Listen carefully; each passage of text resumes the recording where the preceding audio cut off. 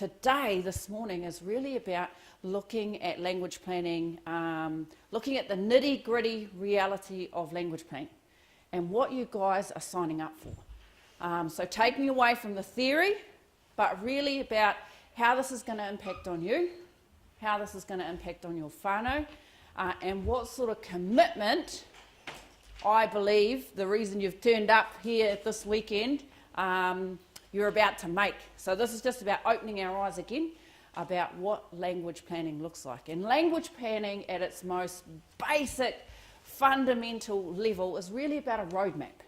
And it's a roadmap about where are we now? And that was part of that te rā kōrero i ngā pō, the kōrero we had last night about the state of te reo Māori. So where are we at now? Where do we want to be? So it's doing some dreaming, having a vision.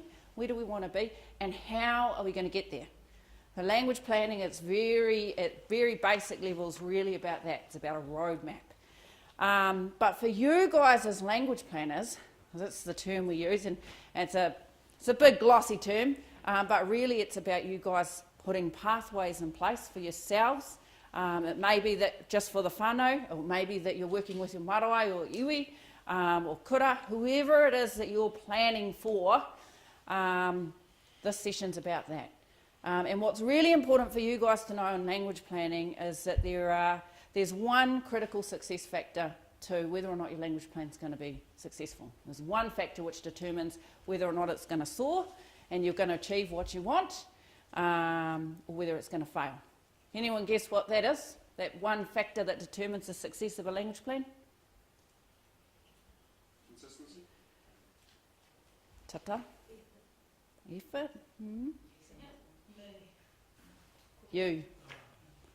You fellas are the make or break of a language plan.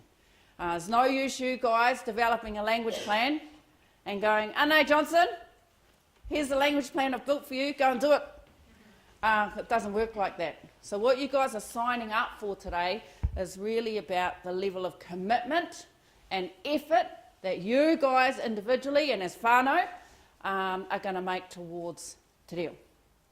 And at its basic, the way that I break it down is that the role of a language planner is like being a Jenny Craig consultant. It's like being a budgeting advisor. It's like being the sports coach / manager, the personal trainer at the gym, the kapahaka tutor, and the church pastor all in one. All in one. And the reason I say that is this. Jenny Craig, because te reo's like a diet. This stuff ain't easy. And you need to be on the diet constantly to make any progress. And like a Jenny Craig counsellor, you're going to need to be the person, either in your family or with whichever group you're working, who continues to motivate the family to stick to the real diet. And that gets hard because life gets in the way. Times of stress, times of panic, we can sometimes forget the diet. And so Jenny Craig Counsellor, you guys are the ones that are constantly reminding the team and the whānau as to what you're trying to achieve. The budgeting advisor.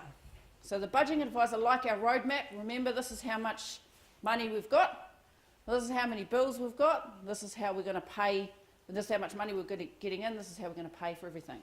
But just like a budget, there are things that happen in your world that you can not plan for. The car breaks down. The cat gets hit by a car on the road and needs to go to the vet. There's a tangi up north. You tend to not budget for those sorts of things. And when I talk about budget in our world as language planners, if you're thinking about budget and money, for us as language planners, it's time. It's time. Time is the biggest thing in language planning.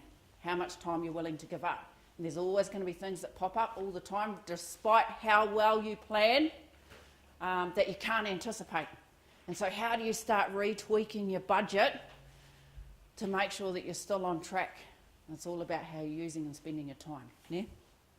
The sports coach and the sports manager. Because believe it or not, there is no ready-made kit for you to go and pick up with all your language planning tools and all your resources for you to take out onto the sports field for the kids, crack it open, get all the gears out so they can go and play the game in te reo. Or play or do te reo, if the sport is te reo. That's not ready. So as the sports coach, first and foremost, you need to go and teach everyone the rules. So the conversations that we're having this week end about critical awareness, about the state of te reo Māori. Those are conversations that you guys now need to go and have with others. You have to coach them. Why is te reo important? Why are we now suddenly making this big change at home around te reo? So being a sports coach, telling people the rules of the game, really important. But you're also the team manager, which is all the gear bags. Because there's going to be time when the whānau are going to need help and they're going to need support. And part of your role as the team manager is knowing where you can get those supports and how you can help whānau access them. How you can help whānau access them. The next one is the personal trainer. And the reason I use this as opposed to the Jenny Craig concept, if you think about a personal trainer, how many people go to the gym here? How many people have tried to go to the gym?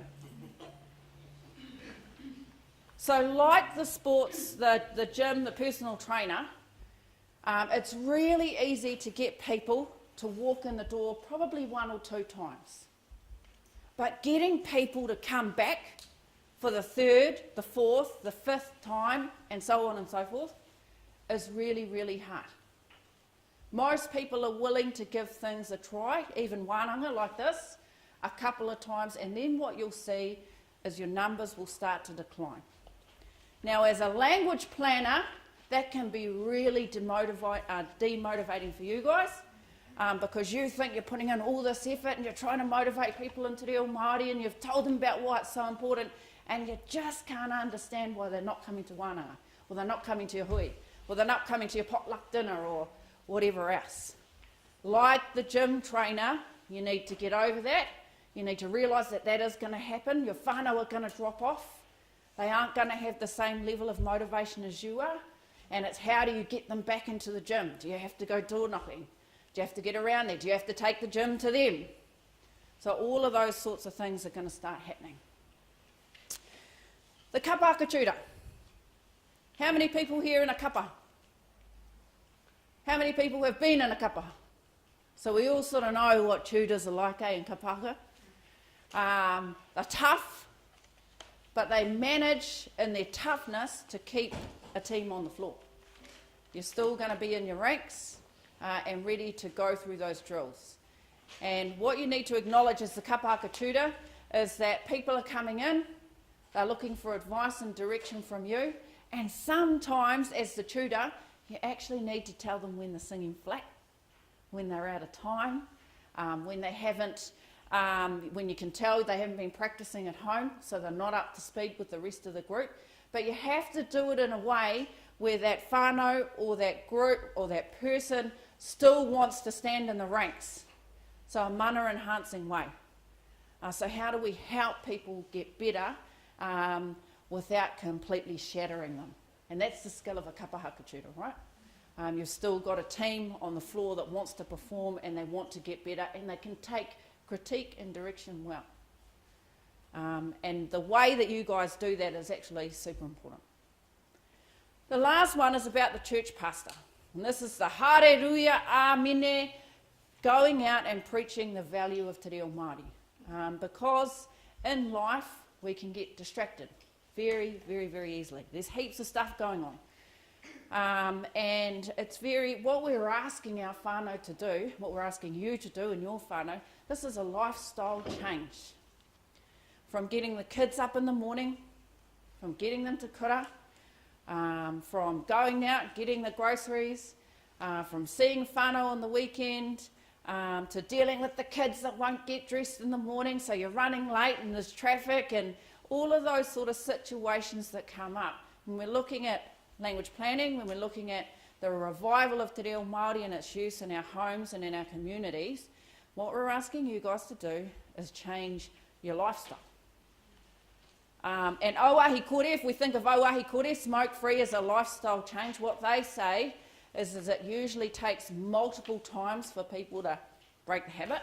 So like English, it's going to take multiple attempts for us until we get comfortable using te reo Māori every day with our kids. So you need to expect that you might fall off the wagon, and that's kei te pai.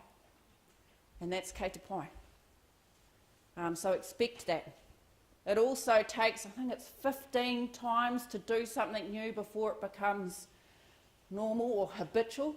So like going to the gym, you have to do it 15 times consistently and regularly before it just becomes, you don't think about it anymore, it just becomes part of your routine, your habit. So if you fall off at 14, kei te pai, get back on the waka. You need to expect this sort of stuff. These are the things that when we started out language planning and doing stuff with our communities, no one told us.